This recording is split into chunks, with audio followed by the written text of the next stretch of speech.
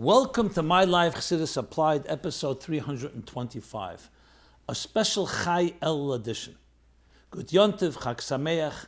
It's a special day tonight, the 18th of Elul, the day that is the birthday of the two great luminaries, Shnei HaMe'eres HaGdelim, the Baal Shem Tov and the Alter Rebbe, the Shnei Zalman of Liadi, both born on this day. And respectively, the Baal Shem Tov is the founder of Chassidus HaKlolis, General Chassidus, and the Alter Rebbe, the founder of Chassidus Chabad.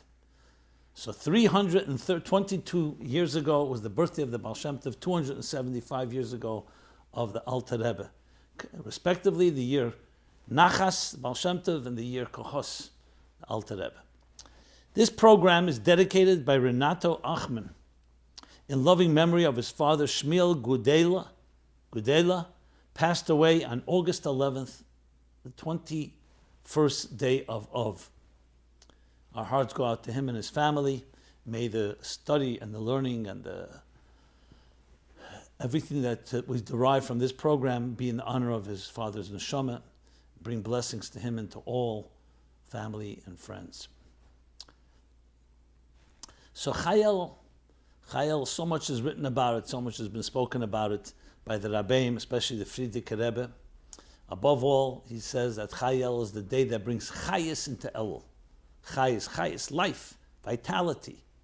So Elul is the Avodah, of course, the last month of the year, the Chodesh HaCheshbon, when we make an accounting for all that took place in the previous year, and a Chodesh HaChana, the year that prepares us for the coming year.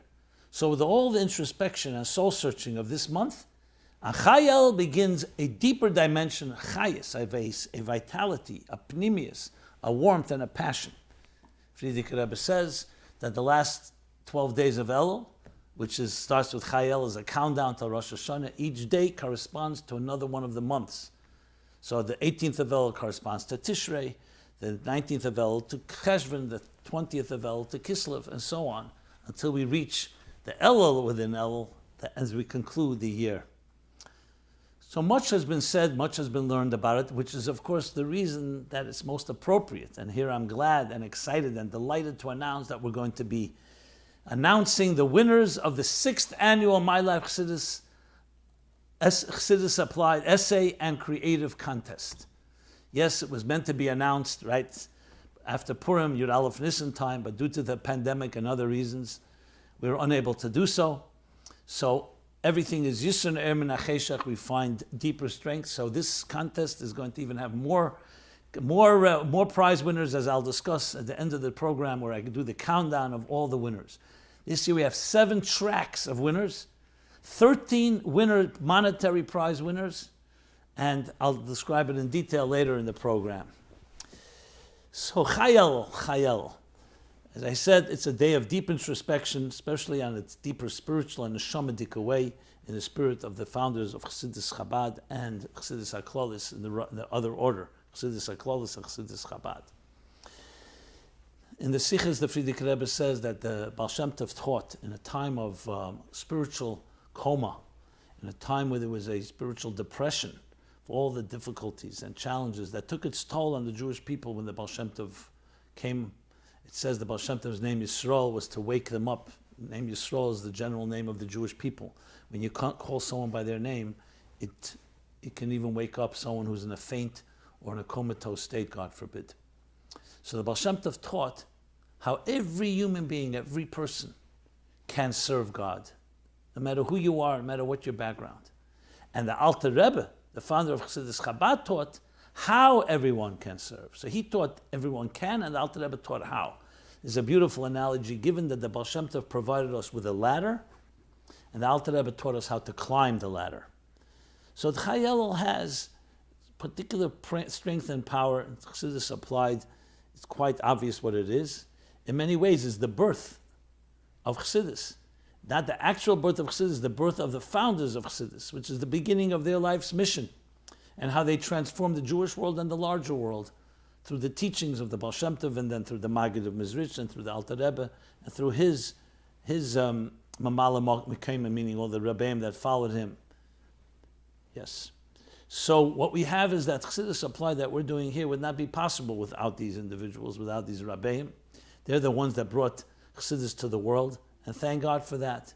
The tools of how to translate Torah and Yiddishkeit into ways that we can refine ourselves and grow and become total servants and of God in transforming ourselves and the world around us. So, with that said, I want to talk about a few questions that came in, because the idea of Chayel itself I've spoken about quite a number of years. I'll just give you some reference to episodes 82, 132, 178, and 227. And I shared briefly what we said earlier. From a point of view of applied Chassidus, it's a day where we look into ourselves and we say, okay, where does our soul stand? Where's the neshama stand? And especially as we prepare for a new year and coming from a previous year. This period in time is an excellent time for introspection. So in addition to all that, we also have this particular year where many of our outer lives and security blankets have been disrupted. It's even more conducive for that type of introspection. So that's on a very basic and obvious level.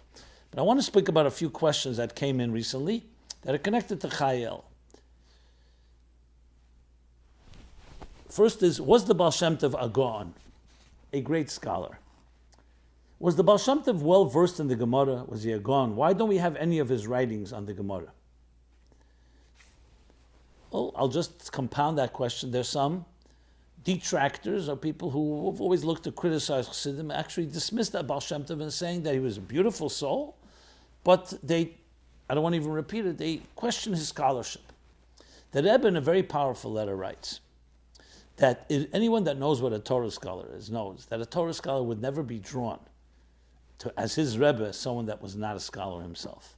The fact that the Alter Rebbe, who everyone agrees, indisputable, because there we do have Shulchan Aruch, Tanya, all his tshuvas. I mean, it's very clear the level of his scholarship, both in the esoteric and the exoteric, both in the Talmudic, the revealed part of Torah, and the Talmudic part of Torah, and the halacha of Torah, and the esoteric, the neshama, the soul of Torah, primus Torah, that he would not be drawn to the teachings of a person who in any way was not a level of a scholar. We all love every Jew, even a simple Jew. And being that it wasn't just the Alter Rebbe, it was so many other scholars in his time, great scholars. We're talking about masters that were drawn to him and respected him and saw them as his teacher and Rebbe. Not just they admired that he loved Jews. It clearly indicates that that was his position and his stature. The fact that some leave documentation and some leave books and works and some don't, everyone has their shlichus. The Arizal as well, who was a great, tremendous scholar, did not write much. His student wrote, Rab Chaim Vital and other students. Baal Shem Tov as well did not write, not primis and not nigla Torah. His shlichus was a desperate time where Jews were sinking and was essentially initiating. Nothing new, everything comes from Matan Torah, but was introducing to the Jewish world a new way, a new deeper dimension of doing Torah and mitzvahs, with heart, with soul, appreciating a neshama, what Avos Yisrael is. If you look at everything that Baal Shem Tov taught, he essentially reinvigorated and revitalized Judaism, all of Judaism, learning Torah, doing mitzvahs, and focused on the essential components that were being lost sometimes by the scholars. So I would argue that on the contrary, the greatest scholar is the one who's not about showing off his scholarship. It's about doing what is necessary. So just like in each generation, Moshe Rabbeinu was a tremendous scholar, but when it came to time, he had to be a leader and serve as a leader. This doesn't take away from his scholarship. There we know, of course, his scholarship. In each generation, the leader does what needs to be done.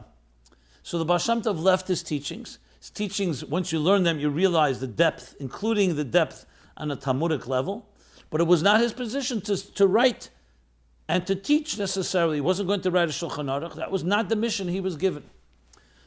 God's plans are mysterious to us. He sends the leader in each generation with all the scholarship. And when you learn the teachings of Chassidus, you see the depth involved. Not just the depth on the Kabbalistic and esoteric level, but the depth on all dimensions of Torah. So that's not even a question. The fact that some people choose to criticize either because they begin with preconceived notions, or they have some agenda, doesn't change the facts. As I said, look now at what Chassidus built. When you look after the Maggid of Mizrich and then the Alter Rebbe and what we have today, you see a body of work that impacts every part of Torah and infuses all of Torah with deeper depth, deeper feeling, passion, and above all, connection with God.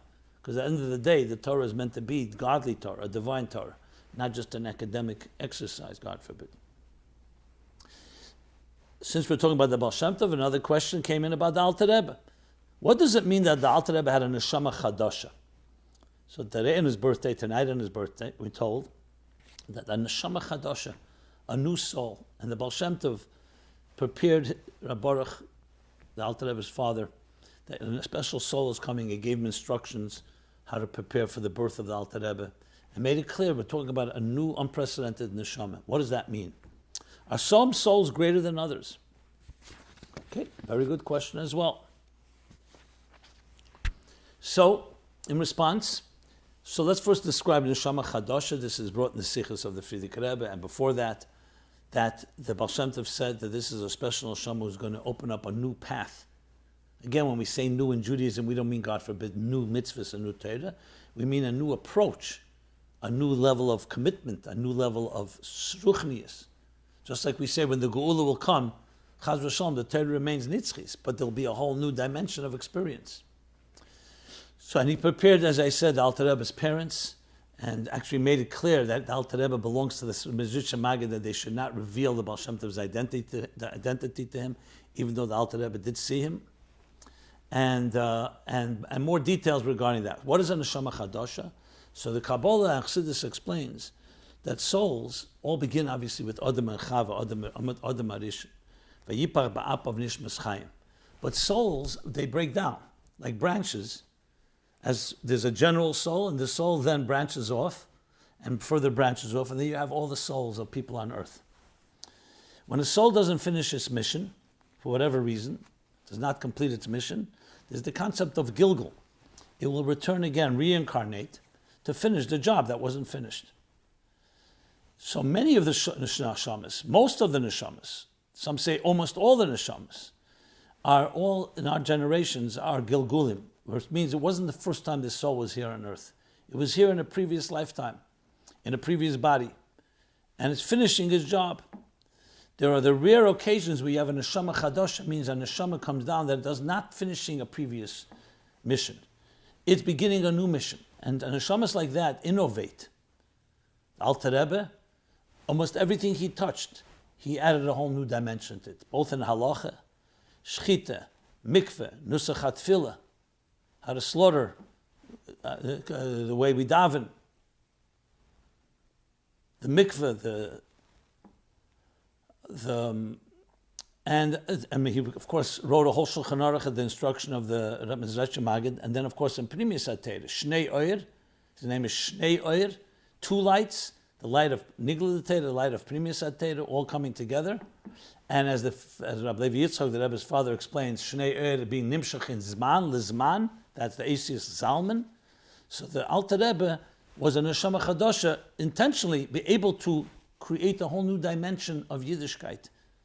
And again, new dimension means everything that was there, but in a new way, looking at it a new way, a comprehensive blueprint of how we can apply Torah and mitzvahs and God and Judaism to our personal lives in a pneumistic way, to elevate our love of God and our awe of God, to permeate our thought, speech, and action, and all our 10 faculties, cognitive, emotional, behavioral, and even touching the superconscious, the suprasensory, what we call Kesser, the Pnim Keches Makifrim of Chayin Yechida. That's what the Alter Rebbe did. So neshama chadasha is necessary for something of that nature. So it doesn't have anything from the past. It's coming to be a trailblazer and a pioneer. No, it does not mean all souls are chelik elokam mal mamish, the Alter Rebbe writes. A part of God, literally part of God. However you explain it. The difference between neshamas, as the Alter Rebbe continues in that chapter, is that some neshamas are related more to the head. Some of the neshamas are more general souls. So the difference would be how many layers each soul assumes. When you talk about a neshama klolis of a nasi, a leader, like a Moshe Rabbeinu and Moshe in each generation, you're talking about a neshama that's like that is the encompassing soul of all souls of that generation. That doesn't make that soul superior. It's just a different state. And in that sense, yes, it's a greater soul. A neshama d'Atzilus. A neshama of Bria, for example, travels through the layers of Bria. So it's also rooted. We say, all of us say in the morning, neshama shenasata bi tahirihi. The soul you have given me is pure. And then we say, Ata barasa, you've created it. Then you've said, Ata yutzata, Ata nefachta bi, Ata meshamer bikirbi. The difference between souls is how much they assume from each of these levels. Think of it like an idea being presented. So an idea can be presented in its pure form. It can be presented with an example, with an allegory, with an anecdote, with parables. Sometimes you have to bring it down further to a student that doesn't get the idea itself, all the way down to Aleph Beis, even on the basic level of teaching a child. It's the same idea, the same pure divine idea, but in many more levushim. So the difference between the neshamas is in that level. It gets deeper than that because there are definitely neshamas of a Rebbe that has that neshama klolis element, that's not just less layers or more layers, that also has qualitatively another dimension like a Moshe Rabbeinu. But here's not the place to go into details. Actually, I spoke about this in episode 256. Another question, which of course in this context is a good question, can you share the 3 most practical lessons from the Tanya for people today?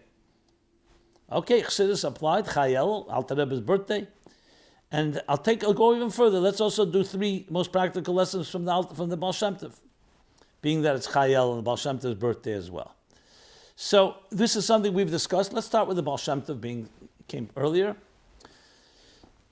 So overall, we talk about the Baal Shem Tov's contributions in this context. It's an important story to keep in mind, which emphasizes a very key point. There was a dignitary, the Friedrich Rebbe traveled to Berlin and other times in different parts of Europe. He was once in Berlin, and a delegation of dignified rabbis, Orthodox rabbis of Germany, had a long history of the rabbinate and of Jews there, came to see the Friedrich Rebbe. He was sitting in the lobby in a beautiful hotel. One of the questions they asked him is, what did Chassidus come to contribute? They didn't have Chassidus in Germany. They were very devout. What did Chassidus come to contribute? The Friedrich Rebbe gave an example. He looked around in the lobby. There were these exquisite beams, marble beams, very large ones. He said, what do you see? And they described what you see. Exquisite beams, they look powerful, they're elegant, they convey all kinds of messages. The Friedrich Rebbe stood up from the sofa where they were sitting, walked over to the beam, they followed him. He took a lamp and shined it on the beam, on the pillar, and said, what do you see now? Well, now we see the intricate flowers and designs engraved in the pillar, in the marble. Why didn't you say that earlier, the Friedrich Rebbe said? They said, because from a distance, you just see the pillars. When you look closely, you see the flowers, you see the designs. Friedrich Rebbe said that's what Chassidus came to contribute. It didn't come to contribute anything new per se. It shined a light on the flowers, looking closer, appreciating the essential elements of Judaism that sometimes can be lost due to either being overwhelmed in oppression or being focused on details, and sometimes forgetting the bigger picture. So the Baal Shem Tov came to shine a light on the flowers. And what are those flowers? The power of a soul. That's contribution number 1. The power of a neshama. That a human being don't look at their surface, look at their soul. Number 2, the idea of Avos Yisrael. As an outgrowth of the first, the importance. These are all things that were there before. Neshamas people had from the beginning of time. And Avos Yisrael is a klal gadol b'Torah, Rabbi Akiva says, a verse in the Torah. But how to have Avos Yisrael? By looking into the soul of a Jew and actually applying it, not just on paper, not just theoretical. And the third thing is divine providence. That everything, every detail, even a leaf turning in the wind, is divine providence and has a lesson for us in our lives. A part of that, even though it can be a fourth point, is the idea that everything is created perpetually. God is constantly creating existence, which of course only enriches the concept of divine providence. These are revolutionary on one hand, but it's the same pillar, but you're seeing the flowers. 3 teachings from Tanya, from Chassidus Chabad, from the Alter Rebbe. One is that every one of us has the capacity of total self-control. In chapter 12 in Tanya, he says, Me'ech Shalta Lev is betevet teldose. It's the nature of a human being. It's innate for us to be able to control our lives, to control our emotions, to control our behavior. Why is that so vital? Because if it's not innate, if it's acquired, and innate is that we have a animal soul and temptations, how can something acquired be more powerful than something that's innate? So yes, we can control ourselves for a while, but once you say it's part of who we are, that's one chiddush in Tanya. And by no means am I saying these are the most important. I'm just sharing three. You asked the most important. I don't know if I could answer that. I don't know if it says anyway. There is a letter I once read from the Rebbe in English where he pointed out different lines in Tanya that have tremendous lessons. But I don't know if it says anyway three main chidushim from the Rabbeim with that type of authority. So I'll just share ones that I think are quite far-reaching. That's one. Self-control. Number two is that the neshama that we talked about, the Baal Shem Tov, everyone has a innate ava mesuteres. It may be concealed, and it is concealed, but you fundamentally are connected to God. A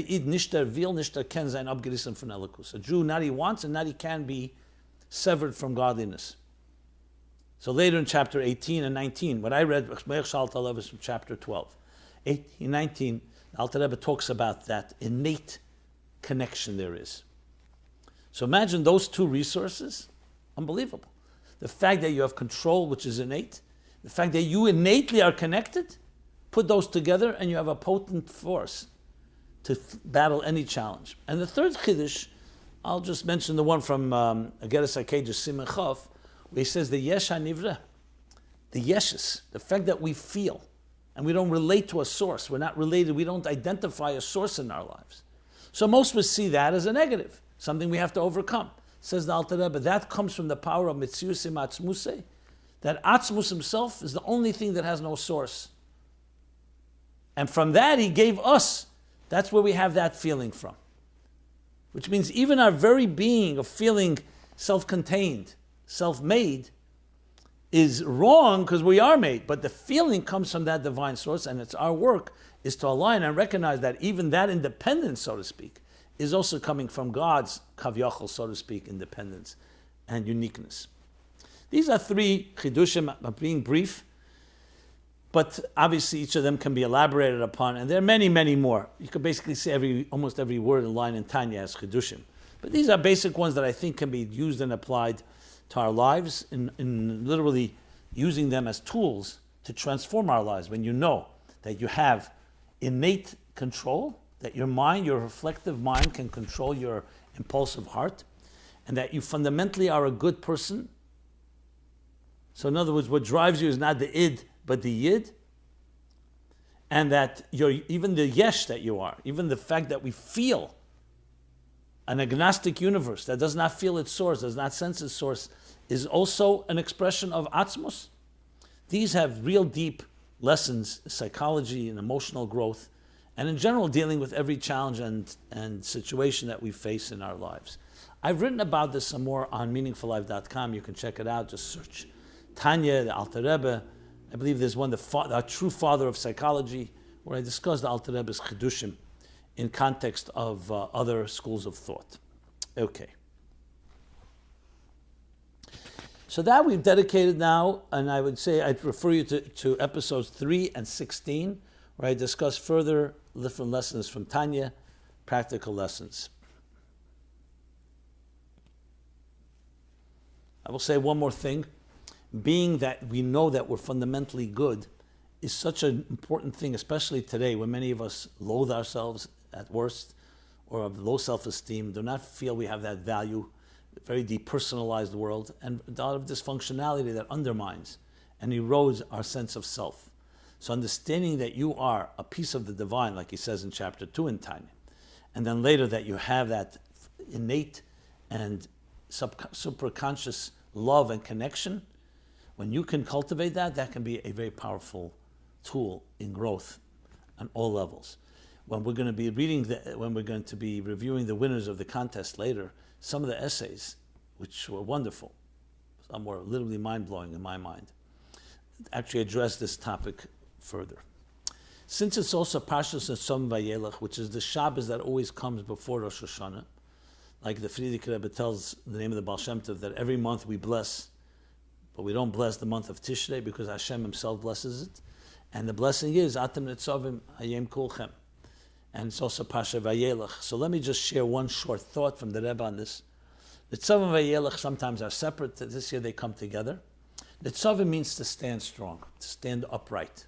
Nitzav Melech, like a king, full glory, upright. Vayeilech means, and he went. It's a journey, it's movement. Standing strong in a very firm way and walking and moving seems to be two opposites. And yet in Judaism, we need both. We need our rigid roots that are firm, unwavering, give us that type of confidence and structure, like I said, that you absolutely are necessary in this world. God shows you, you love God. That type of netzavim feeling. But at the same time, just staying in one place is not growth. Growth is vayelech. We always have to have a halicha, movement. Yelchem achayil al chayil, going from strength to strength. Mylin b'kedesh, always growing. So how do we reconcile the two? So look at a tree. It has rigid and very firm roots embedded in the ground, but it also grows and spreads, branches out. If it's a fruit tree with fruits, it blossoms. So we need both. We need to have fundamental principles that are unwavering. And then we need to be able to spread our wings and grow in every possible way. So that's a short thought. In episodes 179 and 278, I discussed that further. Okay. So now, since it's the month of Elul, we've been also talking about the 60 days. This is a book I wrote, which is also a daily email and a daily podcast. A journey from the month of Rosh Chodesh El through the month, from beginning of Rosh Chodesh El through the month of El, through the month of Tishrei. 60 days, many people using it. I want to thank you for your comments. One beautiful comment came in, I'll just read it. Hi, just got off the phone with my daughter, who is Baruch Hashem, a mother herself. She was telling me how much she enjoys your talks, and especially the 60 Days book. She says that when she went to school, she felt it was all based on fear of Hashem. That El is a time of regret and remorse. She's so grateful that she now has the opportunity to learn it from a place of love and a place of acceptance, that Hashem is really our Father and loves us and really wants what's best for us.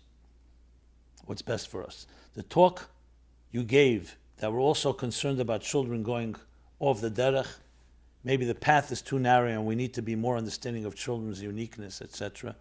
Maybe the derech needs to be wider, the path. You're a true gift to our generation, and appreciate all the work that you do. Okay, thank you. So 60 days is a tremendous resource. What I've done really is nothing new. I gathered in a daily journey, every day, a thought, exercises, insights, facts, historical facts, customs, mitzvahs. And so it makes for a very compact and concentrated step-by-step journey of introspection that helps us prepare for the new year. If you look at Chayel, you'll see many of the themes of Chayel, and then how each day following corresponds to one of the months of the year, as I mentioned earlier. So just wanted to make you aware of it. It's an excellent resource. You can check it out online. You can get the daily email or daily podcast on WhatsApp and so on. Okay. So with that little housekeeping, we shall move now. Elul is also a month when we increase in prayer. So I've been doing prayer themes, if you've noticed, in the last few weeks, based on honoring Elul.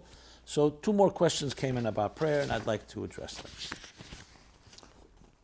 When praying, is it better to read from the siddur, or can someone just make up their own prayers? By looking up and talking to God and asking for what they need. It's a great question. I've spoken about this many times.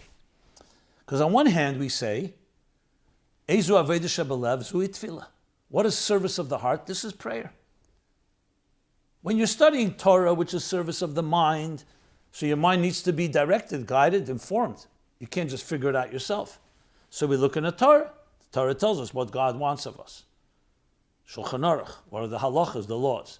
But when it comes to heart, service of the heart, that's an emotional thing. I'm crying to my Father for my needs.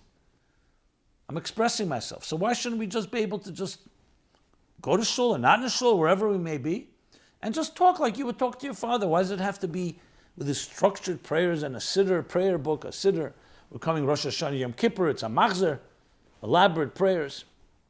So the answer is, because we need to understand what prayer is. The prayers that you see in these books, the prayer book, the book of Psalms, the prayer books, the machzer, the high holiday prayer books, are words that are, think of them as saturated with divine expression, divine poetry. Just as an example, Havdalah, of music. Of course you can play by ear, but when you have notes that are structured, that have been gone through trial and error, time tested, then how much more powerful will the music be? David HaMelech, the author of the book of Tehillim, Psalms, and so many of the prayers are based on, or actually the Psalms, said, Yihi l'ratzon imre fi.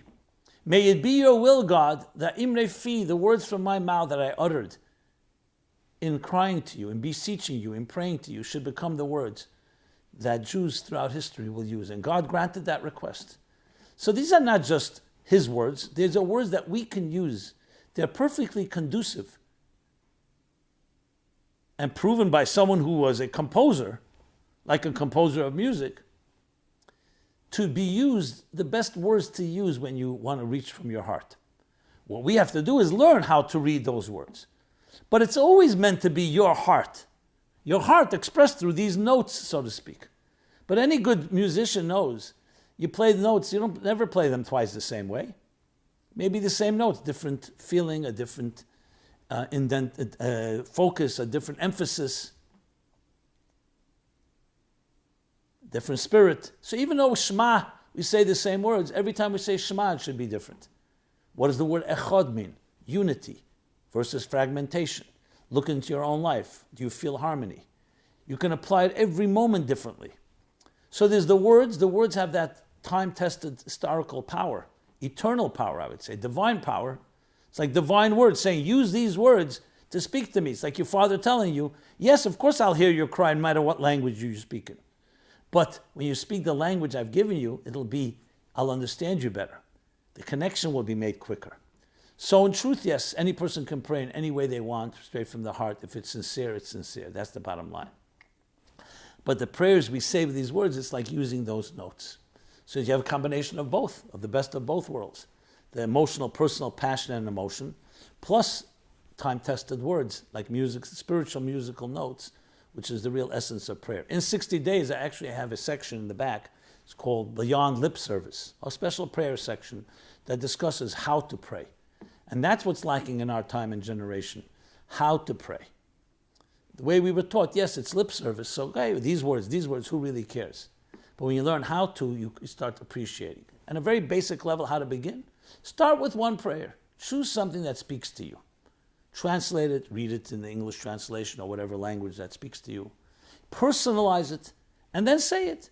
The other prayers, you can just say more. You don't have to have the same level of intensity. It may be very difficult to do with the time we have. And there's nothing wrong to do that Rosh Hashanah Yom Kippur too. And then you expand. You can start with Shema, you can move to Moda'ani, Ashrei, Baruch She'amar, Aleinu. I'm just your Shema Nesrei. These are just examples.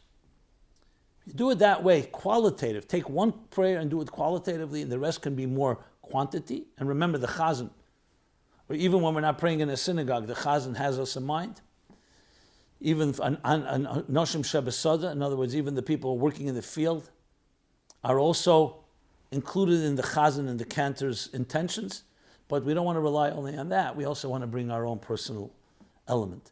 So bring your needs. Speak to God about what you need, what you're experiencing now, your challenges, family, personal, interpersonal, spousal, marital, work, parnasa, health, livelihood, health. Then use a prayer like Shema and try to connect it.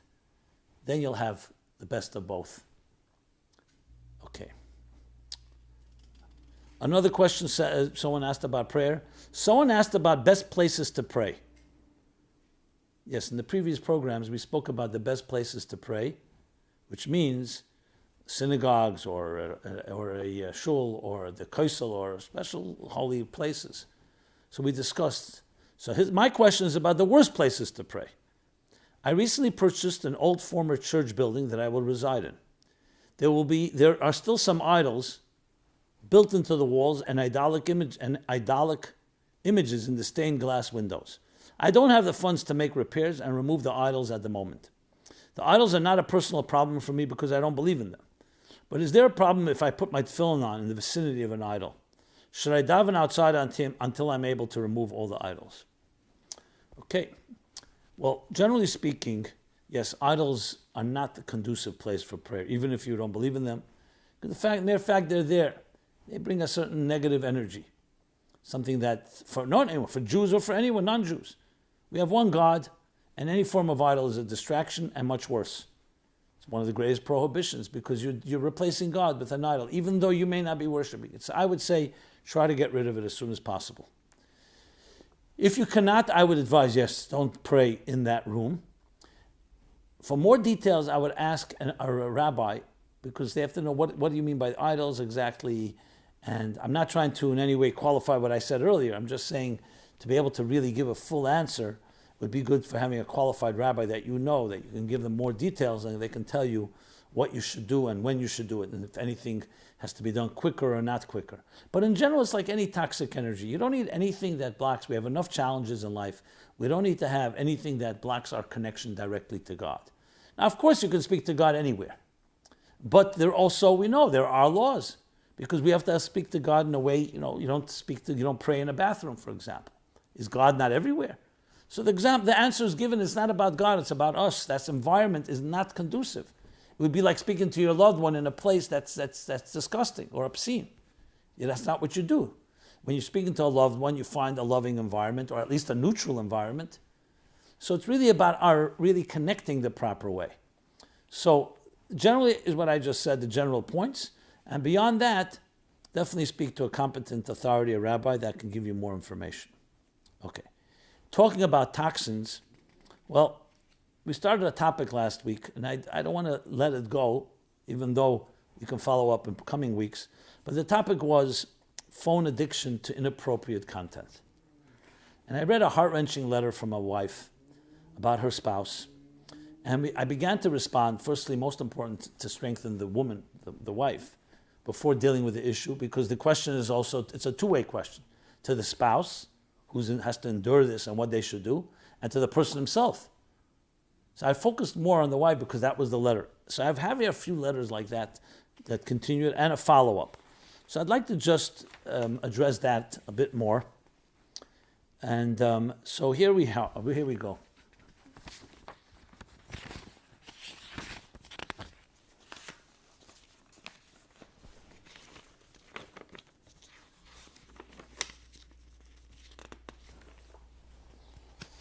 We'll do the follow-up.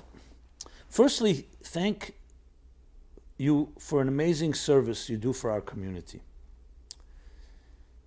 As you spoke about phone addiction to inappropriate content, I want to make you aware and make your listeners aware to a website called sanon.org. S-A-N-O-N.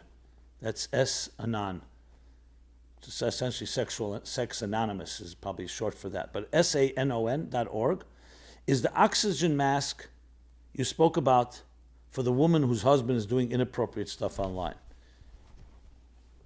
She can send an email to that website and someone will respond with vital information.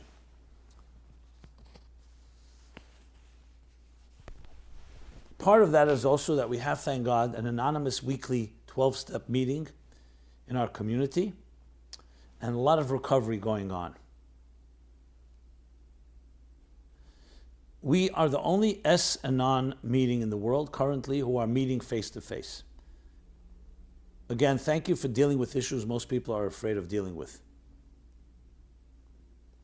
Okay, I was going to refer to resources. This is resources, obviously, for a spouse, for the partner, what things can be done. As I said, I will reserve in coming programs to talk about the person themselves who's dealing with this addiction or with this challenge. But now we're talking about support to those that are spouses or family members, what they can do.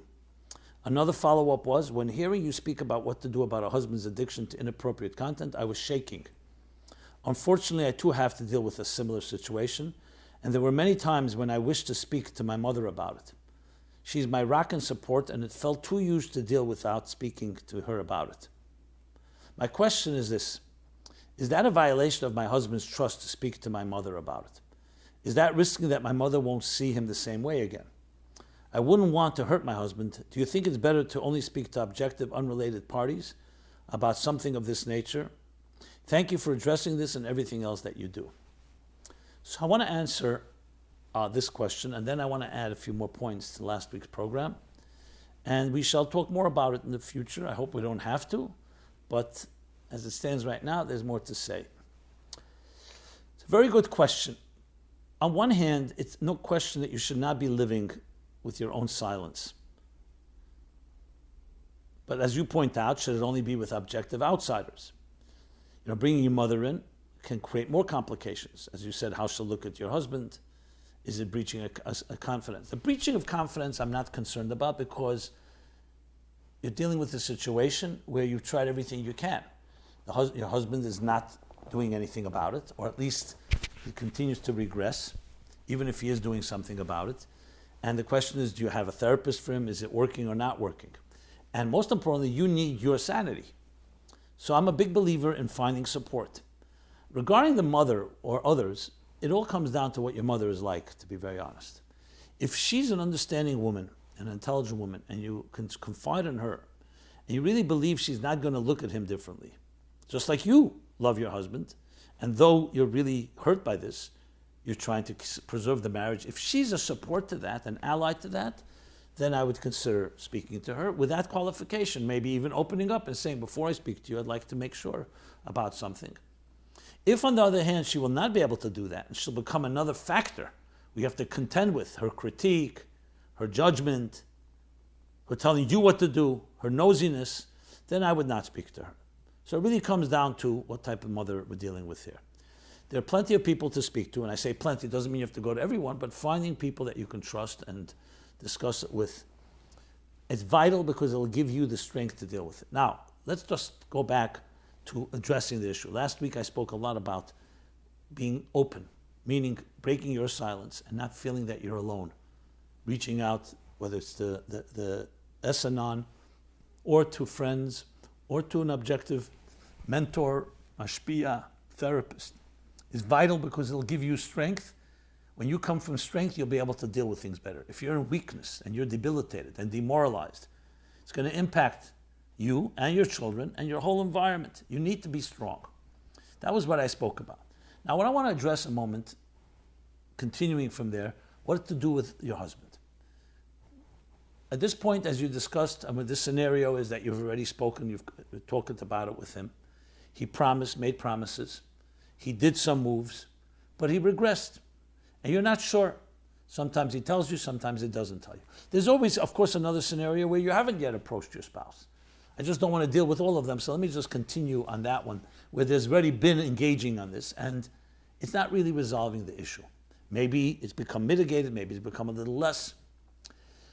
This comes down to a very deep and personal, intimate connection. And it comes down again to case by case, with each husband is different. I'm assuming that you had heart-to-heart conversations.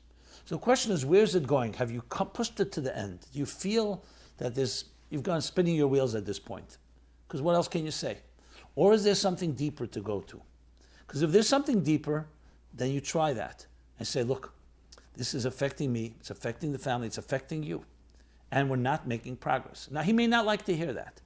If he can't hear that, meaning he right away cuts off and says, no, things are working, you just have to be more patient, and you feel that's not correct, then basically you don't have a partner in this regard. He's just going to push it away. If he indeed, however, shows that he says, I tried, but I don't know what to do, he acknowledges that it's not perfect. Well, not perfect is a big word. He acknowledges that there's much more work to do. Then the question is, we must get very serious intervention. Maybe he has to join a 12-step program. Maybe he has to much more aggressive therapy. But then you know you have a partner. So I think the first thing is, do you have a partner in this?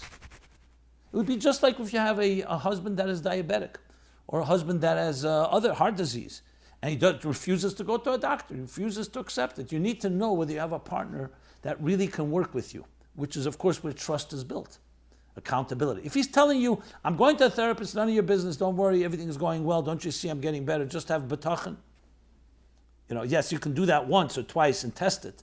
But if it doesn't go, that way it doesn't work, then you have to become more aggressive. I don't mean aggressive with him, I mean aggressive in, do we have a partnership here? I love you, we're married. Do we have a partnership? Or is this something where you basically are deciding because you're blind spots, you're subjective? Now, it all depends what he can hear. If he can hear the partnership, then you work with him. If he can't, you're going to have to get outside help. That may tell you that you may have to be tougher. You may have to make rules. You may even have to make an ultimatum to some extent. Look, I'm the last person that likes to push a harsher approach. That's why I'm saying go step by step by step. But above all, know that you are in control of your life. You can't control your husband's life, but you're in control of yours, and you can then project that. And that will help him and help everyone around you. If you become weak, essentially a victim of his stories and buying into it and believing all the smokescreens or the mirages and distractions, then not only you're not helping, it's breaking you. That's why I'm saying it's all about recognizing the situation, taking the bull by the horns and figuring out, do I have someone to talk to? Do I not have? Once you have that diagnosis, it's much easier to discuss the intervention. Now again, we're in the month of Elul. Elul should be preparing with Melech B'Sada, the king in the field, only for beautiful and great things. But part of it is also tshuva tata, cleaning out the dust. So I don't see this as, even though it's painful to talk about, but I don't see it as something we have to completely run away from. No, that's what Elul is about. If we're praying for a new year, you want new blessings, new possibilities, new openings, we need to clean up our act. We need to make sure our homes are holy, are sacred, kedusha, tara, that our children are growing up in an environment, even though they may not be aware of everything, but there's always the vibe, there's always the subconscious, there's always the invisible, the intangible. Children feel it, adults feel it. So this is the time to do it and take it seriously. This is what Elul is meant to be, to clean the dust, to clean out our homes, our lives, our hearts and souls. If your husband is someone who can hear that, but I mean sincerely and ready to work toward it, you tell him, you have a partner with me. I'll fight with you. I'll fight for you. But if you're not, if you're just going to go into some denial, he may not even know he's going into denial. That's why you're going to have to determine that. As the Rebbe says, Isha kshera esedet sein baila. A righteous woman, esedet sein baila can mean she fulfills her husband's desire or she creates her husband's desire. And you have to determine that case by case regarding, in context of who you're dealing with. Hashem should bless everybody to only have pure shalom bayis, to clean out all these things and be able to focus only on one thing, connecting deeper to God, to our purpose, to ourselves, especially Chayel, the Chayes of El, Chassidus, bringing in the pnimius, the neshama, the heart and soul, that we can experience Yiddishkeit and godliness in a internalized and an intimate fashion. And go into the new year with all that in our arsenal. So with that,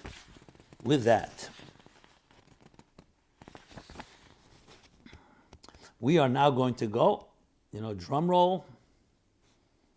I'm just making sure, yeah. Drum roll into the MyLife Chassidus Applied Essay and Creative Contest 2020, Tafshin Pei. Tafshin Pei, a unique year. As I mentioned earlier, the contest always begins Chav Dalet Tevis, around the Alter Rebbe's yahrzeit, going through Yud Shvat, all those powerful days, Chav Bei Shvat, concluding around Purim time, which then we mark the essays by a distinguished panel of judges, and then that leads us to announcing the winners, usually around Yud Aleph Nisan, the Rebbe's birthday. But Hashem had other plans. Came Purim time, quarantine. We all know what we've been going through, and it's still not over. But after a number of months, pandemic-induced long delay, we are ready to make this announcement. And this year, I share with you, Yisr Ermin Acheshach, a greater challenge means we have to dig deeper and find greater resources. So as such, the usual contest in the previous years were 3 winners, an essay contest alone, 3 winners and a student winner, which we introduced in the previous years. This year, 7 tracks. So the pandemic-induced delay has created double output, and the prizes have tripled almost. We'll be giving out $33,500 worth of prizes to 13 monetary winners. As I've always pointed out, everybody's a winner. The mere fact that you invested time and energy and innovation and creativity to take Chassidus and apply it to an issue in life, tell me, is there some greater way to honor and celebrate Chayel, the birth of the Baal Shem Tov and the Alter Rebbe? Another way to celebrate the hours, the hundreds and thousands of hours and pages created by the Rabbeim of Chassidus, applying it to life, using your unique talents, your unique ideas, taking a real challenge in life. I would challenge anyone to find a better way to apply Yifutz Meinesecha Chutzah. This doesn't take away from other methods, but this is unbelievable. I'm deeply touched as I was reading some of the essays, looking at some of the creative presentations. So let me tell you first the 7 tracks, and we're going to go a countdown from, in each one of them, going from the top 30, we're going to go from 30 down to 1, and each one in different numbers, as I'll explain in a moment. So there's 7 tracks this year, 13 monetary prizes. The 7 tracks are, number 1 is English essays. This has been what we've been doing for the past 6 years. The primary way of doing the contest as we initiated it. 3 top winners. The first winner is a $10,000 winner. The second prize is $3,600. The third prize is $1,800. There's also an English special student prize of $500. So that's track 1. Track 2 is the student prize. Track 3, this year we created a separate division, a Hebrew division for Hebrew essays, men and women separately. 3 top winners among the men will be a $5,000 first prize, an $1,800 second prize, and a $1,000 third prize. Same thing for women, track number 4. Women, 3 top winners, $5,000, $1,800, and $1,000 respectively. Then there's a Hebrew student prize for a Talmud, for a male student, of $500, and a Hebrew female student prize of another $500. And finally, track 7. It's a completely new idea that we've decided to introduce. We're calling it the creative artistic track. Here, not an essay, but here you can do it through music, poetry, sculpture, tapestry, videos, or other art forms. We've gotten hundreds and hundreds of submissions from all these different tracks, and this will be a one-time prize of one prize, $1,000. And obviously our goal is to expand further. So there you have it. So I'm going to go in that order. We're going to start with the English essays, and I'm going to read the winners going from the number 30 and up. And I congratulate all of you who've submitted. Everybody's a winner, as I said, but in this world of time and space, there's only one way we can really award. We can't award everybody the same way. But don't see it in any way as minimizing the great effort, because there have been tremendous contributions. Everything will be posted. You go to chassidusapply.com/contest. The winners will be posted. The essays or creative presentations will be posted, whether it's in Hebrew or in English. There's also a Hebrew website called diralo.org, diralo.org, where you have all the Hebrew, focused on the Hebrew, exclusively the Hebrew. So chassidusapply.com and diralo.org. Now, so are we ready? It's always very exciting, because I am telling you, it's one thing when I present these programs, but it's another to see people of so many different walks of life. I'm telling you, it's very moving, and it's Chayel, so it's a gift to the Baal Shem Tov and to the Alter Rebbe, to all the Rabbeim, and to all the Jewish people and to the entire human race. So here we go, going from 30 up, going from 30, 29, and so on. The number 30 English essay contest, Yosef Yitzchak Bank, a student, Mayonot Men. He originates from Johannesburg, South Africa, age 23. His topic was, how can I feel connected to Hashem at all times? Number 29, Mushka Feldman, Shlucha Mechon Alta Seminary. Her hometown originates from Brooklyn, New York, age 19. Topic, accept or expect? Can we do both? Number 28, Chaya Mushka Stern, Hebrew teacher, Brooklyn, New York, age 25. The topic is loneliness. Okay. Number 27, Mushkia Zagwi, B'nai Chabad of Monsey, originates from Montreal, Canada, age 23. The topic, tapping into our true selves. Number 26, Shoshana Gottlieb, King's Cross Clinic receptionist, hometown Sydney, Australia, age 25. The topic, loving the world like we love ourselves. Number 25, Aaron Zev Moshel, student Kfar Chabad, coming from Melbourne, Australia, age 19. Topic, purposeful living. Rena Pinson is number 24, student at Beis Chana Tzva Seminary, originate from Los Angeles, California, age 19. The topic, elevated sleep. Elevated sleep. Number 23, Rivka Streicher, hometown London, UK, age 26. Topic, you are stronger than you think. Number 22, Mallory Roston, student Mayanot Women, hometown Alpharetta, Georgia, age 23. Her topic, peeling away the mask, the Chassidic guide to overcoming imposter syndrome. Number 21, Yael Kane, B'nai Chomesh Academy music teacher, New York, age 27. Topic, music, bitachon, and mental health. Bitachon and mental health. Number 20, Sarah Sobel, a mommy, relationship coach, hometown Brooklyn, New York, age 34. Topic, marriage demystified by the mystics. Number 19, Tzivia Greenbaum, student Beis Chana Tzva Seminary, hometown Hampton East, Australia, age 19. Topic, but why? Number 18, Chani Segelman, Shlucha Machon Alta Seminary, hometown Los Angeles, California, age 19. Topic, stop the train. Number 17, Countess Rivka El-Kaim, hometown Bell Harbor, Florida, age 68. Topic, a journey from fear and suffering to control and serenity. Number 16, Sarah Friedman, student, Yeshiva Schools, Pittsburgh, hometown Pittsburgh, Pennsylvania, age 18. Topic, first love yourself. Okay, now the last 15, the top 15. Yehuda Shmotkin, Shliach Chabad of Hamilton Heights and City College, hometown New York, New York, age 35. Topic, the power of imagery. Number 14, Michal Moshel, psychology student, Dover Heights, Australia, age 25. Topic, the BT approach, ways to move past barriers to growth.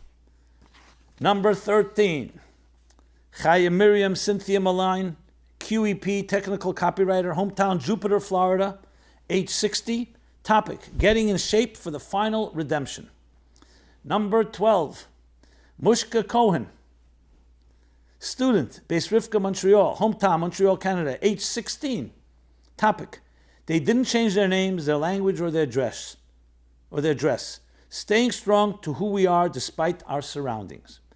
Number 11, Rivka Cohen, Beis Chana Women International, hometown Jerusalem, Israel, age 24. Topic, the lamplighter. Number 10, here we go. Top 10, Chaya Rifkin, student, Machon Shoshanat Yerushalayim, hometown New Orleans, Louisiana, age 19. Topic, Judaism, irrelevant micromanagement.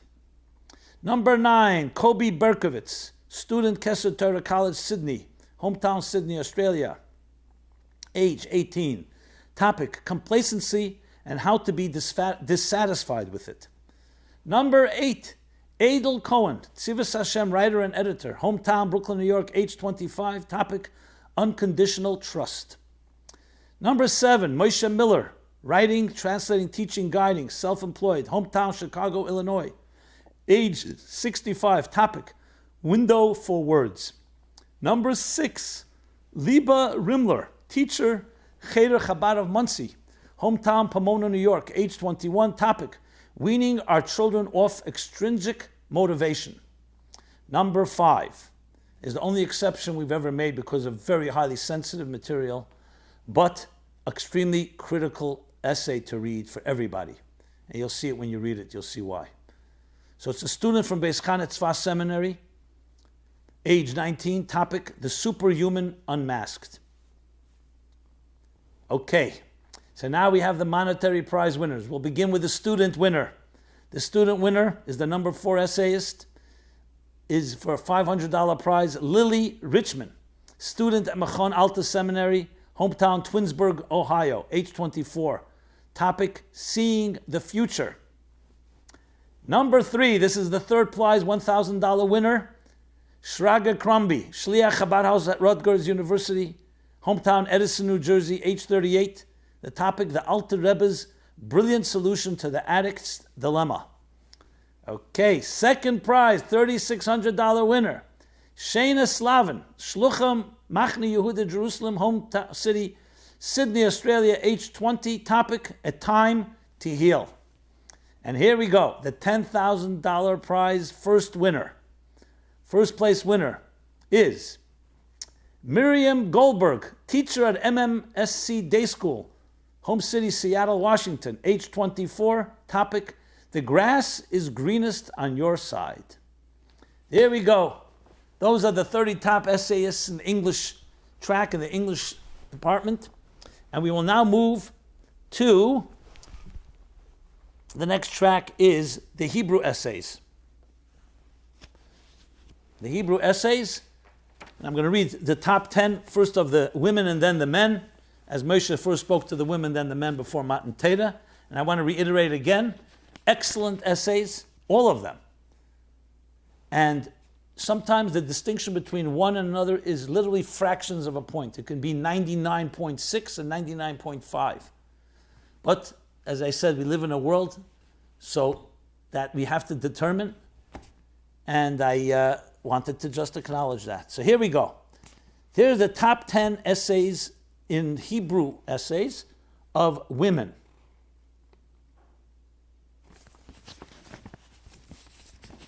Chana Leibman from Rishon LeZion in Israel, Lichyos b'todah elokis, to live with divine consciousness. Mrs. Chayela Mizrahi, Kfar Chabad, Israel, Rigishut Gavoa b'Mishas Chassidus Chabad, sense of superiority in the study of in the Torah of Chabad. Next, Dabi Minzberg, Bnei Brak, Rikshut Ashama, feelings of guilt.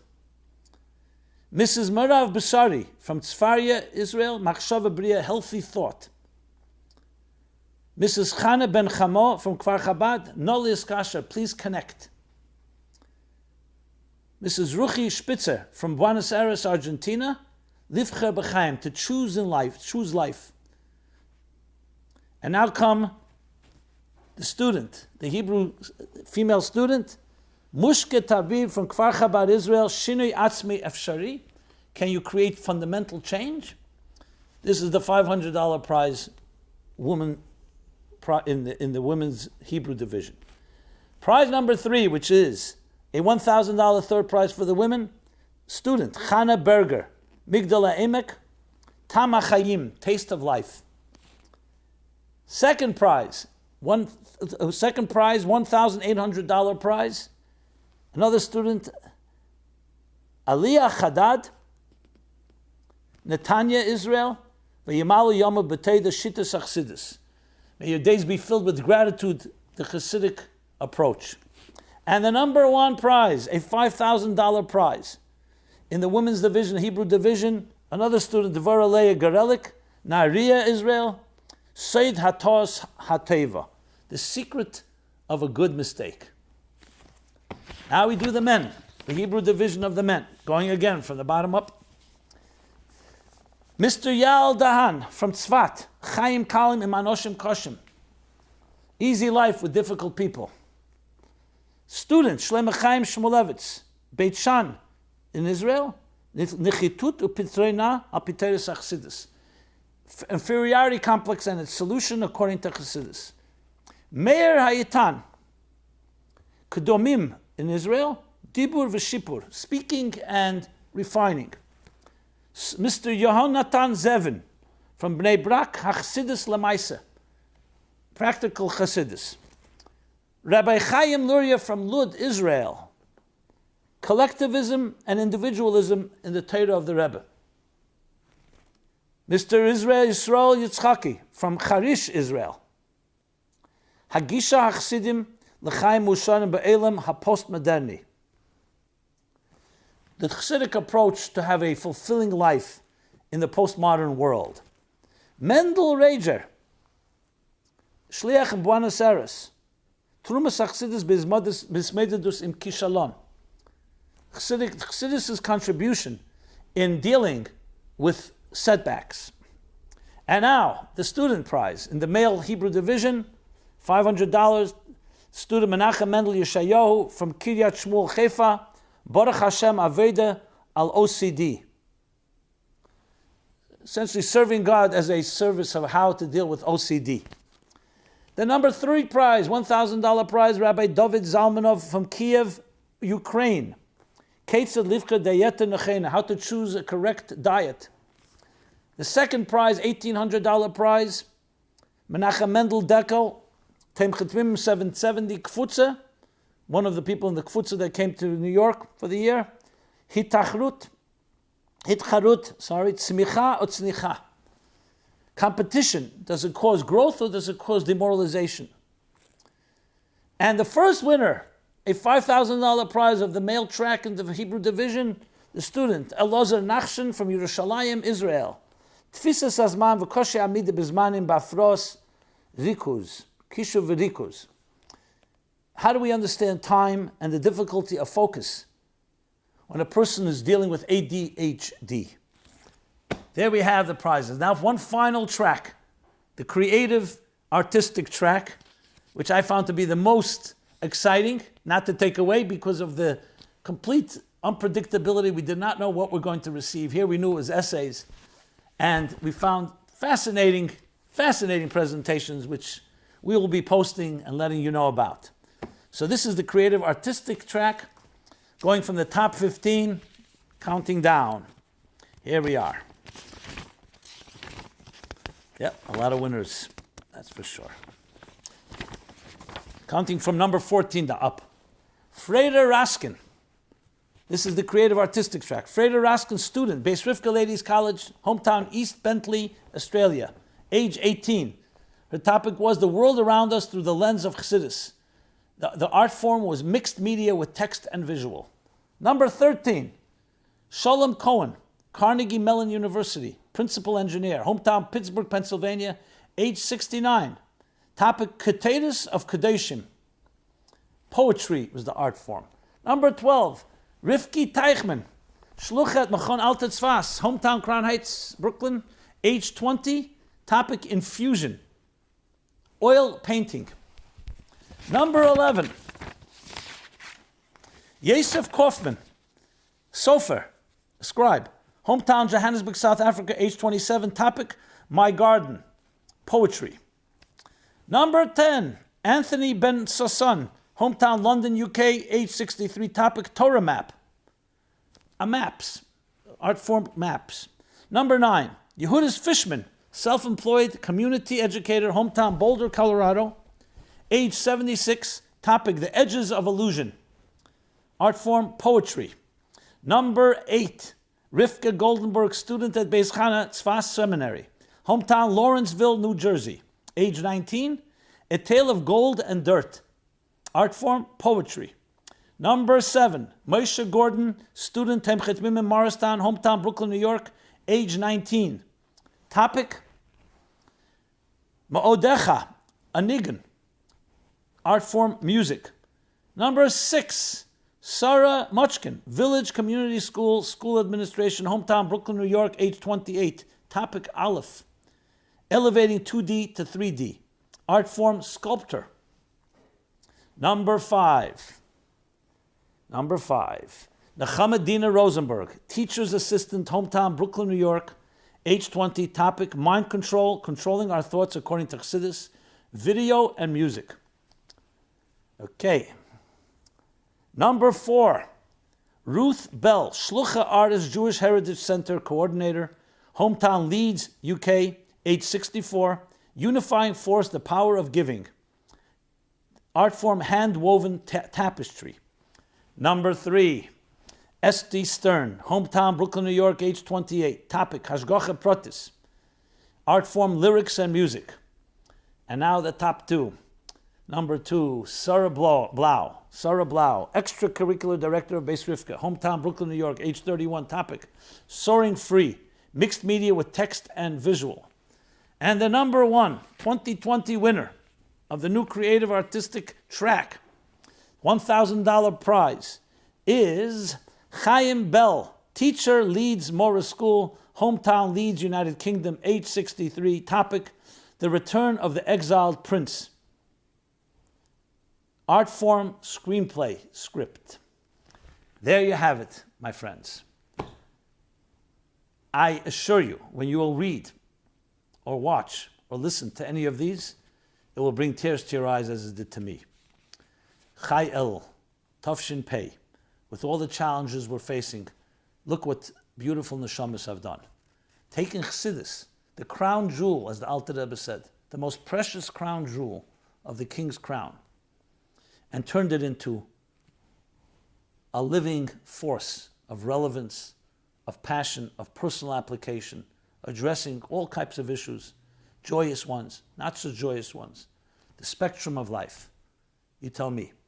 This is why the neshama of the Baal Shem Tov, the neshama of the Alter Rebbe, the neshama of the Maggid between them, the Rabbeim afterwards, the Mitler Rebbe, Tzemach Tzedek, Rebbe Marash, Rebbe Rashab, Friedrich Rebbe, and Deir Ashvi, our Rebbe, came to this earth, is to give us Chassidus, to transform our lives, and to be illuminating lamplighters, impacting everyone around us. This is what you have done. And I find it to be a great schus, a merit to be part of this. So congratulations to all of you. Congratulations to the winners, to your families. May this be a new shlav, a new stage in your lives. And may it be a new shlav for all of us, that as the curtain comes down, Tafshin Pei, Chayel Tafshin Pei, we show God, we show the Rabbeim what we've done. That when Mashiach told the Baal Shem Tov, when will you come, he asked the Mashiach. And Mashiach said, Kishiyafutsu ma'nesecha chutza. Here we have, Mishfutsu ma'nesecha chutza. May this be the last step, and we have the Geula here. An Chayel. So we can march into Rosh Hashanah with all the Rabbeim, with all Chassidim, with all Eden, and to have the Geula Amitis V'Ashlema B'Korev Mamish. This has been MyLife Chassidus Applied, special Chayel edition, announcing the winners. Everyone should have a ksiv v'chsimeteva. We'll be here every Sunday, like next Sunday, which will be a special Rosh Hashanah edition, 8 to 9 p.m. Thank you very much, and a guten Yontif. This program is brought to you by MyLife, Chassidus Applied. Please help us continue our programs. Make even a small contribution at chassidusapply.com/donate.